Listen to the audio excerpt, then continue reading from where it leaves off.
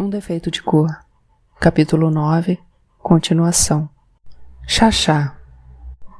O encontro não durou nem 2 minutos, mas foi suficiente para que eu entendesse quem era aquele homem que tinha uma das histórias mais interessantes que já ouvi.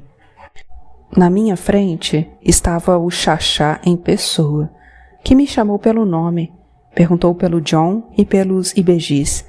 Depois falou 2 ou 3 frases sobre a Bahia e disse que eu poderia comerciar o que eu quisesse, desde que pagasse uma pequena porcentagem, como acontecia com todo o comércio feito naquela região sobre a qual ele tinha controle. Só isso, nada mais. E eu, que tinha pensado em tantas perguntas para fazer, em uma reunião com muitas pessoas sentadas em torno de uma mesa, deixei a suntuosa sala onde ele tinha me recebido, eu de pé e ele sentado em uma cadeira com jeito de trono. Parecia que ele era o verdadeiro rei do Daomé, e não estava longe disso, pois, com certeza, foi por causa dele e de outro comerciante brasileiro que tinha se estabelecido em Cotonou, de quem vou falar mais tarde e que se chamava Domingos José Martins. Foi por causa dos 2 que o rei Guizo permaneceu tanto tempo no trono. E não apenas permaneceu, como também foi colocado. E para explicar isso, eu vou te contar a história desde o começo. O homem que conheci já tinha 92 ou 93 anos, mas ainda era muito lúcido, além de sério e agradável. Usava calças largas e camisa de um tecido claro, próprio para o calor abafado que fazia naquele dia. E tinha uma das mãos, onde se destacava um vistoso anel, apoiada em uma bengala. Na cabeça, usava uma espécie de gorro bordado em ouro e com pedras coloridas. Estava descalço e tinha uma longa barba. Como eram também longos os cabelos, que às vezes cobriam os olhos minúsculos e vivos por entre as pálpebras enrugadas. Olhos como se fossem cabeças de lagartos que se moviam de um lado para o outro, acompanhando tudo o que acontecia à sua volta.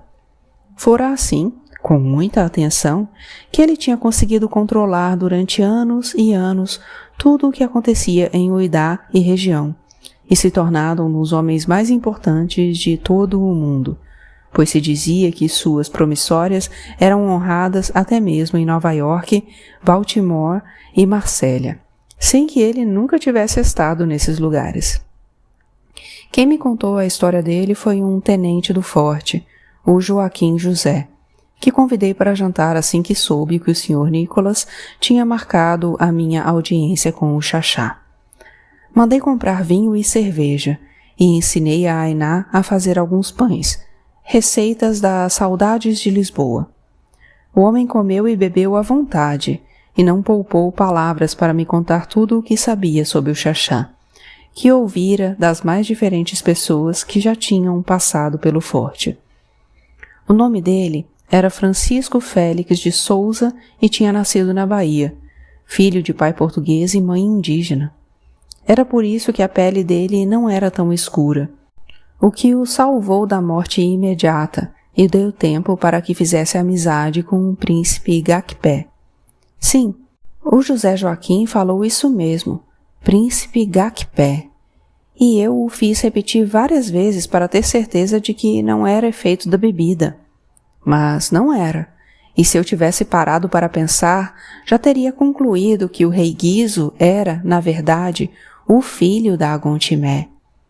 Eu já tinha ouvido falar do rei Adandozan e do rei Guizo, e de nenhum outro rei entre eles, e já deveria saber que, ao subir ao trono, os príncipes trocavam de nome.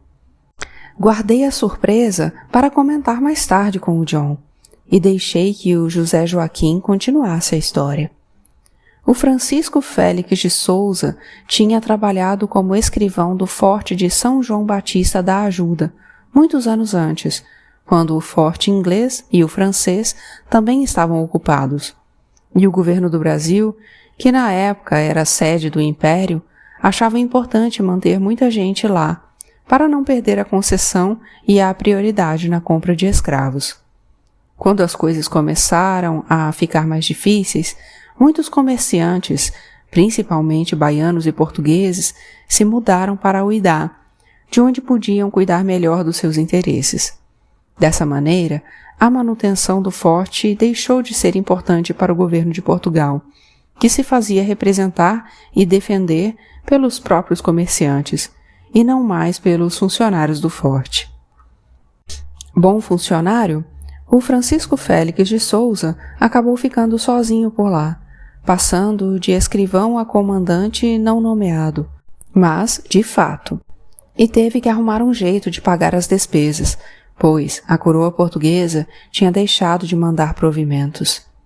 Vendo a quantidade de dinheiro que os comerciantes de escravos ganhavam, o Francisco começou a se dedicar a tal comércio. De início, apenas para cobrir as despesas do forte, mas depois tomou gosto e mostrou tanto tino que muitos comerciantes o contrataram como representante. Quando começou a ficar rico, o Francisco abandonou o trabalho no forte e se mudou para Anexo, onde se tornou um dos comerciantes mais prósperos da região. Era ele quem também fornecia armas e cachaça para o rei Adandozan, que nem sempre pagava o que devia. Como não concordava com essa atitude do rei, diante da qual os outros comerciantes se calavam por medo, o Francisco resolveu ir até a capital, Abomé, cobrar o devido e dizer que não forneceria mais nada se o rei não honrasse a dívida. Na verdade, eles faziam uma troca, armas e cachaça por escravos, e o rei sempre entregava bem menos escravos do que valia a mercadoria recebida. O rei Adandozan achou que o Francisco Félix de Souza era muito impertinente por ter coragem de cobrar a dívida de um soberano e resolveu castigá-lo. Antes de matá-lo, o rei decidiu que ele tinha que ficar preto, porque acreditava que era por causa da cor que Francisco teve a audácia de cobrar a dívida. Encheu alguns tonéis com índigo e mandou os escravos mergulharem o Francisco lá dentro várias vezes ao dia durante vários dias, dando tempo para o rei Gacpé descobrir quem era o Francisco, o que estava acontecendo e fazer um trato com ele, muito interessante para os dois. Na verdade, o rei Adandozan estava ocupando o trono contra a vontade do pai, o antigo rei e marido da Gontimé, que tinha pedido a ele que apenas tomasse conta do trono até o irmão ter idade para governar. Lembra-se disso? Pois isso não aconteceu, e o Adandozan disse que não cederia o trono, que já estava sendo muito generoso ao permitir que o Gacpé ficasse em África, pois poderia matá-lo ou vendê-lo como escravo. Mas o Gacpé descobriu que era o Francisco quem fornecia a maior parte das armas para o irmão e fez um pacto com ele, um pacto de sangue que, em África, vale muito mais que qualquer outra coisa, que qualquer contrato ou palavra, porque misturar o sangue de uma pessoa com o de outra é a mesma coisa que fazer com que essas pessoas nasçam novamente, como irmãs de sangue. Então, o Gacpé deu fuga ao Francisco, que, por sua vez, se comprometeu a fazer comércio somente com ele, abandonando qualquer negócio com o rei Adandozan. Quando percebeu que o prisioneiro tinha fugido, o rei Adandozan mandou cercar todos os caminhos que saíam de Abomé. Para passar com o Francisco, os homens do príncipe Gacpé tiveram que enrolá-lo dentro de uma esteira de juco grande e grossa, que em África é usada como colchão e chamada de xaxá. Daí o nome dele, ou melhor, o título que recebeu e que passou a valer como título de príncipe, ou de ministro, ou coisa assim. Em importância, valia muito mais, porque era o irmão do rei, o vice-rei do Daomé, chamado de xaxá apenas porque, na fuga, quando os soldados do Adandozan pararam os homens do príncipe Gacpé e perguntaram o que estavam carregando, eles responderam que era um simples xaxá. Acho que tal título também serviu para provocar o rei Adandozan depois que o plano deu certo. Livre de Adandozan, protegido pelos homens do príncipe Gacpé e por seus próprios escravos bem armados, e eram muitos, o Xaxá voltou para o Aneixo e tratou de cumprir sua parte no trato, fazendo, inclusive, muito mais que o prometido. Como tinha influência e dinheiro, e comerciava em todos os portos da região, o Xaxá parou de fazer negócios com o rei Adandonzan e conseguiu que os outros comerciantes fizessem o mesmo. Raramente o rei Adandonzan mandava seus próprios homens saírem na captura de escravos. Homens é um modo de dizer, porque mais valentes do que eles era o exército de Amazonas do rei do Daomé, temido e respeitado até muito longe do reino, formado por suas esposas, filhas, mães e qualquer mulher que tivesse algum tipo de ligação sentimental com o rei, para que assim lutassem bravamente para defendê-lo. Mas o que o rei fazia para capturar escravos era manter boas relações com todos os chefes das tribos que compunham o reino e armá-los para que lutassem entre si ou com as tribos vizinhas de outros reinos. Esses chefes tribais eram pessoas muito interesseiras, que se vendiam em troca de armas, cachaça, fumo, tecidos e outros produtos que conseguiam com o rei Adandonzan. Não recebendo tais produtos por causa do Francisco Félix de Souza, o rei Adandonzan não tinha mais como repassá-los aos chefes tribais, e eles começaram a ficar descontentes, já que também estavam sendo cobrados pelos súditos. Muito inteligente, o Francisco viu aí uma grande oportunidade de ajudar o príncipe Gacpé, enviando para ele todo o necessário para conquistar os chefes tribais. O príncipe, então, começou a dar grandes festas, com fartura de comida, bebidas e presentes, que também eram distribuídos para que os chefes levassem para suas tribos. Não demorou muito para que todos estivessem do lado dele e contra o rei Adandonzan, que foi facilmente deposto, o que transformou o príncipe Gacpé no rei Guizo. Como prêmio e agradecimento, e porque o Francisco tinha se tornado seu irmão de sangue, o rei deu a ele o título de Xaxá I. Foi nessa época que o meu amigo Nicolas Oliveira, a pedido do rei Guizo, de quem já era amigo, foi até Aneixo e convenceu o Xaxá a voltar para Uidá, onde se tornou vice-rei e assumiu o controle de todo o grande comércio legal ou ilegal que passava por aquele porto. O Xaxá também construiu uma ampla casa ao lado do forte, de onde controlava tudo o que acontecia em Uidá, tornando-se cada vez mais rico, mais poderoso, quem de fato governava o reino, com amplos poderes sobre o que ou quem entrava e saía dele. Como estive apenas no salão do Xaxá, fiquei muito curiosa de conhecer toda a casa. Mas o José Joaquim me disse para desistir da ideia, a menos que me tornasse uma de suas muitas esposas. Como todo grande chefe africano, o Xaxá tinha muitas mulheres. Não se sabia quantas ao certo, apenas que ele era muito inteligente para escolhê-las. Isto é, quando precisava escolher, porque ganhava algumas de presente. Em Nexo, por exemplo, antes de se mudar para Uidá, ele se casou com 2 princesas e teve muitos filhos com várias outras mulheres que fazia questão de reconhecer e registrar. Isso criava laços entre ele e as várias tribos que compunham o Daomé, porque os chefes não queriam se desentender com o marido das filhas e pai dos netos. Naquela época, falava-se em mais de 100 filhos homens vivos, espalhados por várias cidades, e não se sabia quantas filhas. Aliás, ele não dava muita importância às filhas, a não ser quando queria prestigiar algum chefe tribal, presenteando-o com uma delas, dada em casamento. Ele vivia cercado de mulheres, e eram elas que controlavam a casa perto do forte, onde qualquer homem que não fosse da família estava proibido de entrar nas dependências particulares.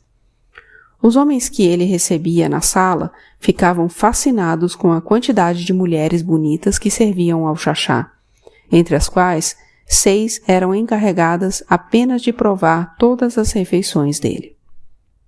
Ostentação. Na casa, ele recebia os capitães dos tumbeiros e os comerciantes do interior, oferecendo cama e mesa farta. Para alguns jantares, também eram convidados comerciantes de Uidá, e às vezes os responsáveis pelo forte, e o José Joaquim já tinha participado de muitos deles.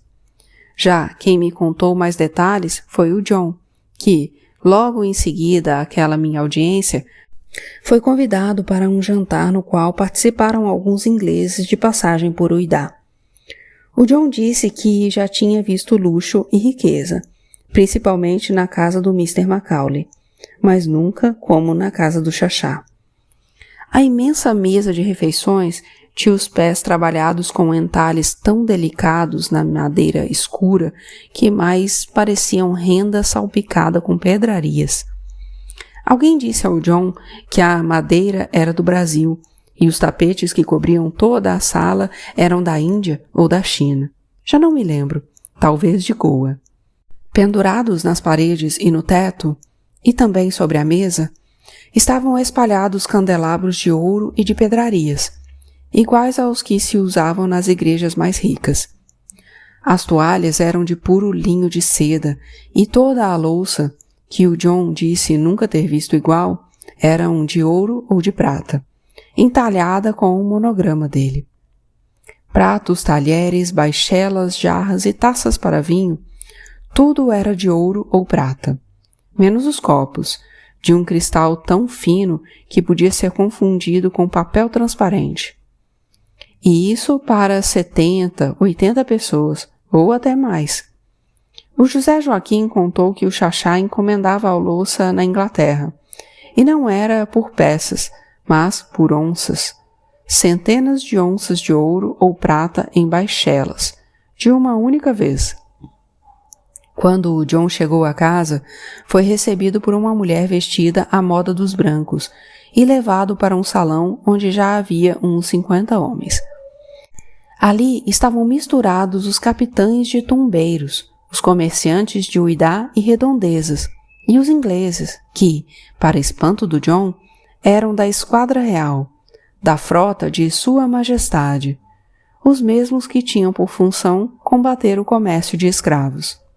Mas ninguém se importava e, animados pelos vinhos portugueses e o rum cubano, a cachaça brasileira, as cervejas inglesas, todos conversavam e se divertiam jogando nas muitas mesas de bilhar e nos tabuleiros de jogos de damas e xadrez espalhados pelo ambiente. Quando foram levados para o salão onde o jantar foi servido, a mesa já estava pronta, com fartura de tudo o que se podia imaginar, os vinhos mais caros, como o Chateau Margaux, as mais finas iguarias e o Xaxá majestosamente sentado à cabeceira. Um a um, os homens foram passando por ele, cumprimentando-o respeitosamente e se sentando nos lugares indicados pelas mulheres que iriam servi-los, uma mulher para cada 2 convidados. Elas não deixavam os pratos ou copos vazios e, animados pelo que já tinham bebido antes, os homens faziam imensa algazarra. O Xaxá quase não conversava, e todos já deviam saber disso, porque ninguém lhe dirigia a palavra. Ele permaneceu sério e sóbrio em seu lugar durante o tempo necessário para comer, e depois se retirou, fazendo uma saudação geral. As mulheres continuaram a servir, e quando todos estavam satisfeitos, foram convidados a voltar ao salão de jogos, onde havia diversas mesinhas arrumadas com chá, café, licores e diversos charutos de Havana e da Bahia. Antes que eu me esquecesse de tudo isso, no dia seguinte escrevi contando a sinhazinha, e também falei das festas que o Comitê Brasileiro estava organizando. Escrevi ao Tico que já tinha conseguido a permissão para comerciar, e perguntando se ele conseguiria comprar para o óleo de palma que eu poderia comprar facilmente do Sr. Nicholas. Ele só comerciava com a Inglaterra e com a França, e gostou muito da ideia de vender para o Brasil. Eu disse também que estava pensando em construir em Uidá, e que talvez precisasse que alguns materiais fossem enviados do Brasil. como portas, janelas, maçanetas e coisas assim.